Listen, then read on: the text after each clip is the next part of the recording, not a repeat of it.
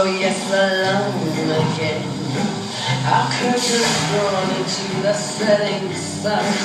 Beautiful children not pretend to play, pretending it's such fun. Playing with fire, with you and with life.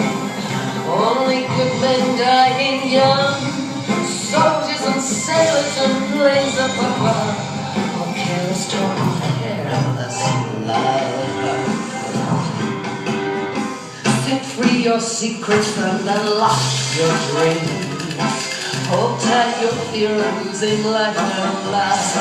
You're together in the forward cheers like waves of rain.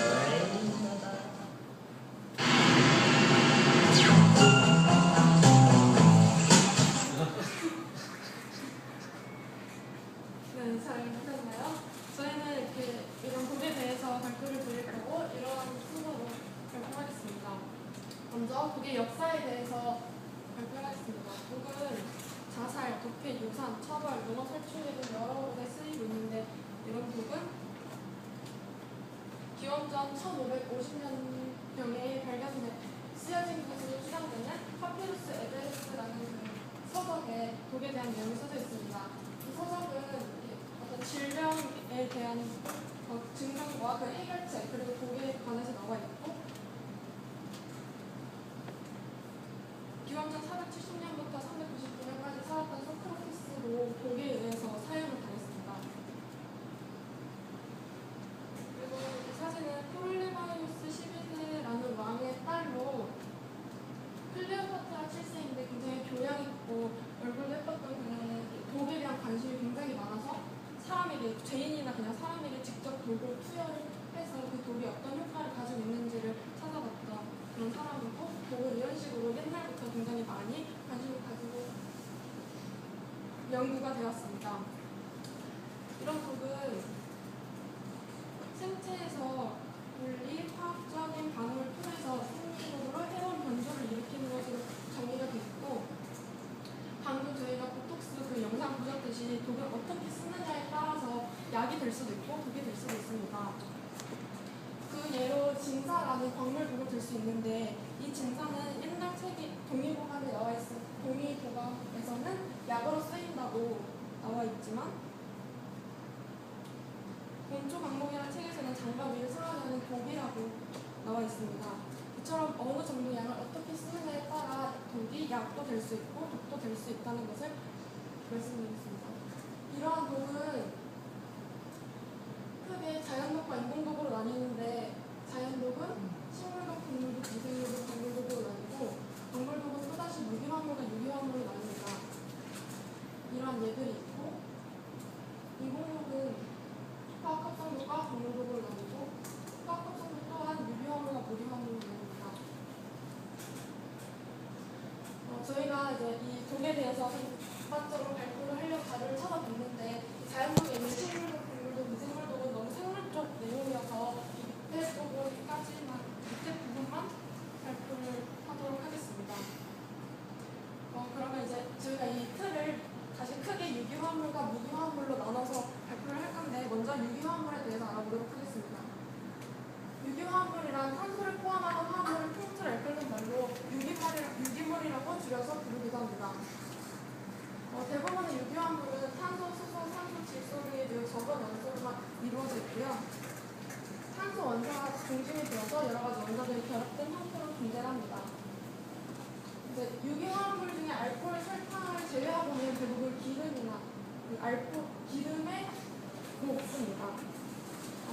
이 저반적인 내용 다시 구체적으로 들어가기 전에 좀 저희가 알아야 할 부분이 있기 때문에 그 산화화학 반응에 대해서는 신영분이 설명을 하고 깊게 들어가도록 하겠습니다. 네, 뒤에서 여러 가지 독성 물질을 다룰 때 산화하는 반응이 굉장히 많이 나와서 그 개념에 대해서 설명해 드리겠습니다. 우선 산화는 여러분들 모두가 잘 알다시피 산소와 결합하는 반응을 의미합니다. 그중 그래서 대표적인 반응으로 연소 반응이 있고, 예를 들어서 탄소를 연소시켰을 경우에 탄소와 결합해서 이산화탄소가 발생하거나 메탄과 산소와 결합해서 이산화탄소와 물이 발생하는 것도 역시 연소반응, 즉 산화라고 할 수 있습니다.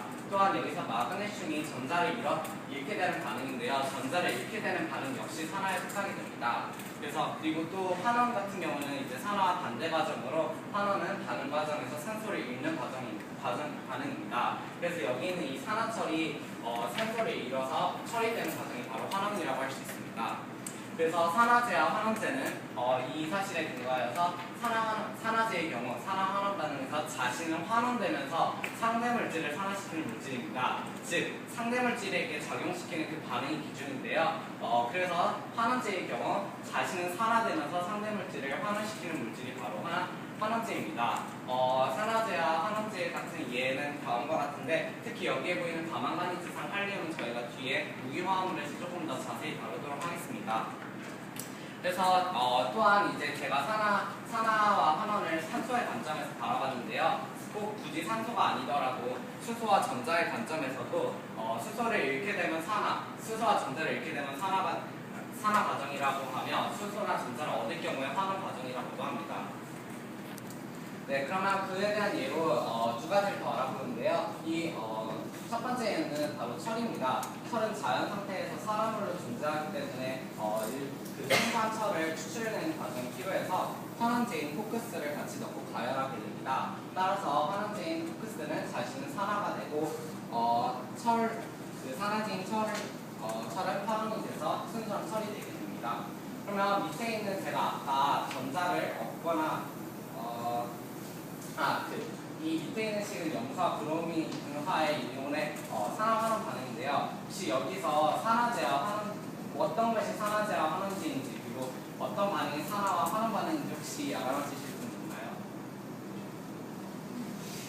제가 아까 말씀드렸다시피 굳이 산소가 아니더라도 전자의 관점에서 그 산화환원 반응을 설명할 수 있거든요.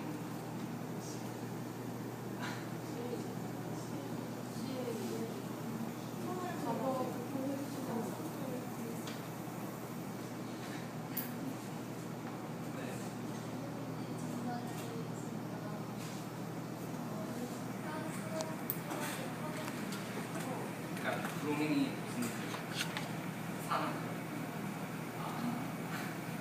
사실 그러면 시간 관계상 빨리 넘어갈게요. 사실 환원제는 그럼 우선 먼저 그래도 대답하시는 상품을 드리도록 하겠습니다. 네, 그래서 여기서 환원제는 브로민이어서 브로민은 산화가 되어서 전자를 얻게 됩니다. 전자를 잃게 되고 그리고 염소가 바로 산화제여서 환원이 되게 됩니다. 그리고 이제 유기화합으로 다시 돌아와서 첫 번째 예로 에탄올을 들어보겠습니다.